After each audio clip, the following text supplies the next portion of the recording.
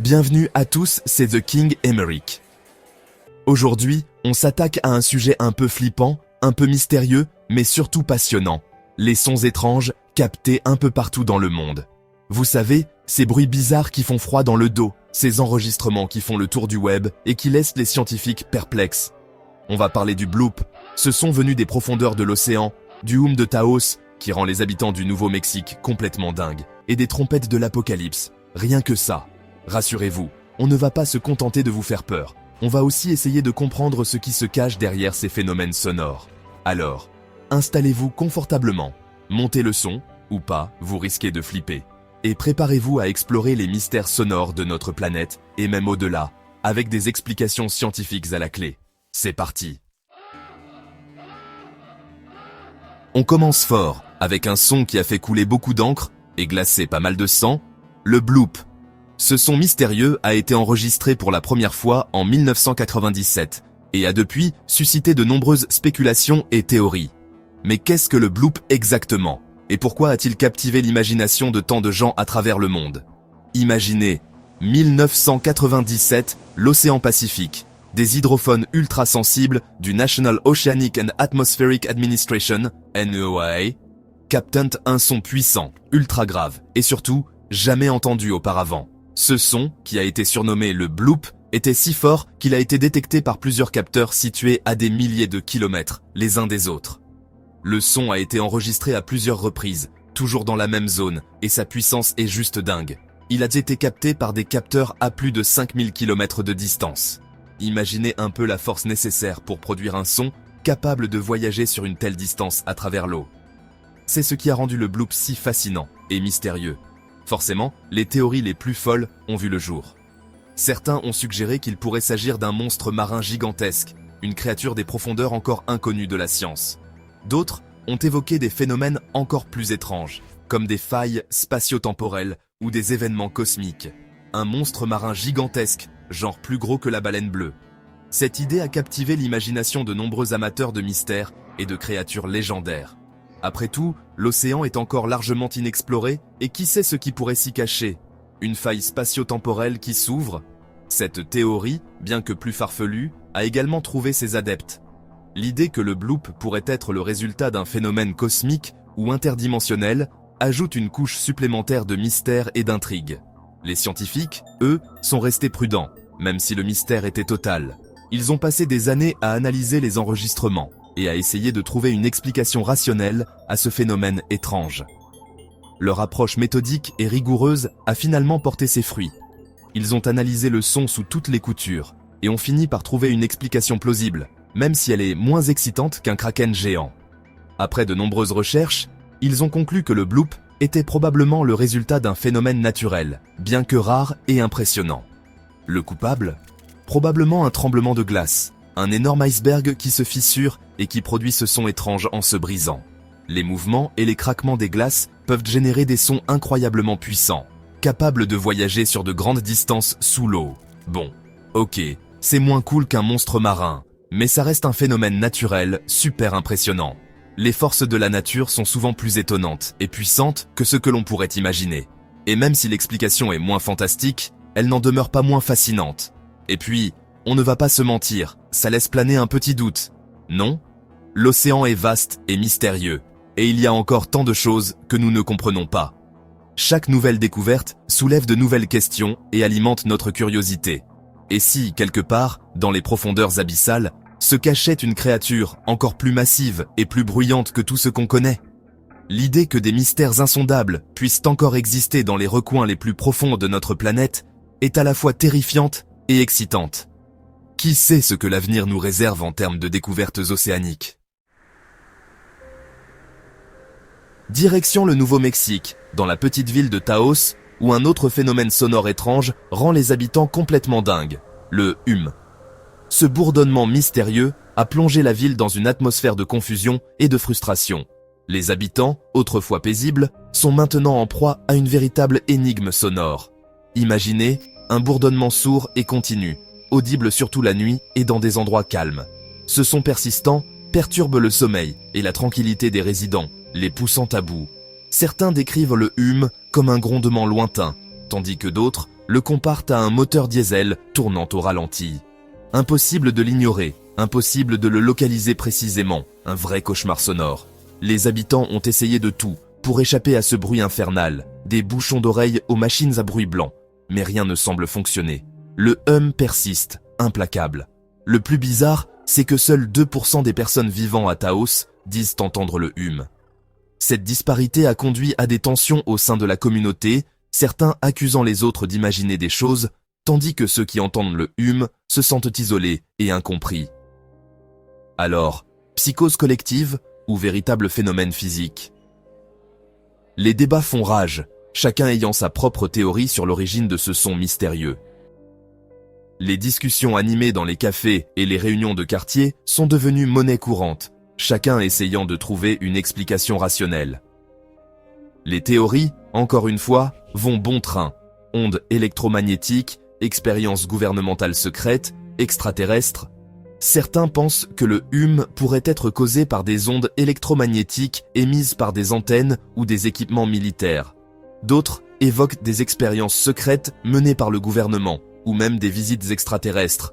Les scientifiques se sont penchés sur le problème, mais le hum reste un mystère. Malgré de nombreuses études et recherches, aucune explication définitive n'a été trouvée. Les chercheurs continuent d'explorer différentes pistes, mais le phénomène demeure insaisissable. Certains pensent qu'il pourrait s'agir d'acouphènes collectifs. D'autres évoquent des infrasons produits par des installations industrielles. Mais rien n'a été prouvé. Les infrasons, ces sons de basse fréquence que l'oreille humaine ne peut pas toujours percevoir, sont une piste intéressante mais encore non confirmée. Le plus frustrant, c'est qu'il est impossible d'enregistrer le hum de manière fiable. Les tentatives pour capturer ce son mystérieux sur bande ont échoué, ajoutant une couche supplémentaire de mystère à l'énigme. Les enregistreurs de sons, même les plus sophistiqués, ne parviennent pas à capter le hum de manière cohérente. Alors, réalité ou illusion auditive? La question reste ouverte. Certains experts suggèrent que le hum pourrait être une illusion auditive, un phénomène psychologique où le cerveau interprète des sons inexistants. D'autres restent convaincus qu'il s'agit d'un phénomène bien réel, mais encore inexpliqué. Difficile de trancher, mais une chose est sûre. Le hum de Taos continue de hanter la petite ville et d'alimenter les théories les plus folles. Les habitants, malgré leur frustration, restent unis dans leur quête de vérité, espérant qu'un jour, le mystère du hum sera enfin résolu. Chapter 3. Les trompettes de l'apocalypse. La fin du monde est-elle proche? Accrochez-vous. On passe au niveau supérieur dans le creepy avec les trompettes de l'apocalypse. Ce phénomène sonore, c'est un peu le pompon du bizarre. Imaginez des sons métalliques, des sortes de trompettes qui retentissent dans le ciel, un peu partout dans le monde. Des États-Unis à l'Australie, en passant par l'Europe, les témoignages se multiplient, souvent accompagnés de vidéos plus ou moins crédibles. Forcément, qui dit son de trompettes venues du ciel, dit fin du monde imminente, apocalypse, tout ça. Les scientifiques, eux, gardent la tête froide. Pour eux, ces sons étranges pourraient avoir plusieurs explications. Des phénomènes météorologiques rares, des ondes sonores amplifiées par l'atmosphère, ou encore des bruits d'origine humaine. Avions, usines, déformés par les conditions atmosphériques. D'ailleurs, certaines vidéos ont été démystifiées. Il s'agissait en fait de canulars, de montages sonores bien ficelés. Mais d'autres enregistrements restent inexpliqués, et le mystère des trompettes de l'apocalypse continue de fasciner et d'effrayer le monde entier. Chapter 4. Le chant des glaces, symphonie glaciale ou cri de la terre. Changement de décor. On se retrouve au cœur des glaciers, ces géants de glace qui recouvrent une partie de notre planète. Ces masses imposantes de glace, formées sur des milliers d'années, sont des témoins silencieux de l'histoire de la Terre. Leur présence majestueuse et leur beauté froide captivent l'imagination et suscitent un profond respect. Et oui, même les glaciers font du bruit. Ces sons mystérieux et envoûtants sont souvent comparés à une symphonie naturelle, une musique de la Terre elle-même. Le chant des glaces, c'est un phénomène sonore à la fois étrange et magnifique. Les sons produits par les glaciers peuvent être à la fois apaisants et inquiétants, créant une atmosphère unique et presque surnaturelle. Imaginez des craquements sinistres, des grondements sourds, des sifflements aigus, comme si le glacier était en train de respirer, de gémir, de chanter. Ces sons sont le résultat de processus naturels complexes qui se déroulent à l'intérieur de la glace. Comme si le glacier était en train de respirer, de gémir, de chanter. Ces bruits sont le reflet de la dynamique interne des glaciers, une danse perpétuelle de la glace et de l'eau. Un véritable concert glaciaire qui donne des frissons. Ces sons, bien que fascinants, nous rappellent aussi la puissance et la fragilité de ces géants de glace. Heureusement, pour le coup, pas de panique, la science a une explication rationnelle. Les scientifiques étudient ces phénomènes depuis des années et ont découvert que ces sons sont produits par les mouvements internes du glacier. Ces sons sont produits par les mouvements internes du glacier. La glace se fissure, se comprime, fond et regèle, créant ainsi une multitude de sons étranges. Chaque craquement, chaque grondement est une note dans cette symphonie glaciale, créant ainsi une multitude de sons étranges. Ces sons sont amplifiés par les conditions environnementales, comme la température et la pression, qui influencent la manière dont la glace se déplace et se transforme. Le réchauffement climatique amplifie le phénomène. Les glaciers fondent plus rapidement, ce qui provoque des craquements et des grondements encore plus impressionnants. La fonte accélérée des glaciers est un signe alarmant des changements climatiques en cours. Les glaciers fondent plus rapidement, et cette fonte rapide entraîne des modifications dans la structure interne des glaciers, augmentant ainsi la fréquence et l'intensité des sons produits, ce qui provoque des craquements et des grondements encore plus impressionnants. Ces bruits sont non seulement fascinants, mais aussi inquiétants, car ils témoignent de la fragilité de ces écosystèmes glacés. Le chant des glaces, c'est donc un spectacle sonore fascinant, mais aussi un rappel inquiétant de la fragilité de notre planète. Chaque son, chaque craquement est un appel à la conscience, un rappel de l'importance de protéger ces merveilles naturelles, mais aussi un rappel inquiétant de la fragilité de notre planète.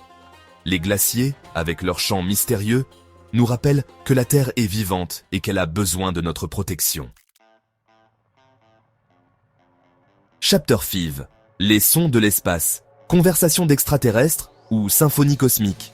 On termine notre voyage sonore en beauté en quittant la Terre pour explorer les confins de l'espace. Et oui, l'espace n'est pas silencieux, contrairement à ce qu'on pourrait croire. Grâce aux sondes spatiales, on peut désormais entendre les sons étranges et fascinants qui parcourent le cosmos. Par exemple, saviez-vous que Jupiter émet des ondes radio qui ressemblent à des sifflements et des craquements, ou que les anneaux de Saturne produisent des sons dignes d'une musique électronique? Ces sons sont produits par les interactions entre les particules chargées, les champs magnétiques et les ondes électromagnétiques qui traversent l'espace. En analysant ces sons, les scientifiques peuvent en apprendre plus sur la composition des planètes, des étoiles et des autres objets célestes. Alors, non, on n'a pas encore capté de conversation d'extraterrestres, dommage. Mais les sons de l'espace nous offrent une symphonie cosmique fascinante et nous permettent de mieux comprendre l'univers qui nous entoure. Voilà, c'est la fin de notre exploration sonore. J'espère que cette vidéo vous a plu et que vous avez appris des choses. N'hésitez pas à me dire dans les commentaires quel son vous a le plus intrigué, ou si vous avez déjà entendu des bruits étranges que vous n'arrivez pas à expliquer.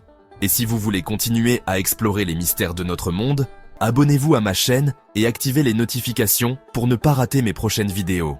En attendant, ouvrez grand vos oreilles. Et qui sait, peut-être que vous capterez vous aussi un son étrange, un message venu d'ailleurs, ou tout simplement la beauté sonore de notre planète. À bientôt.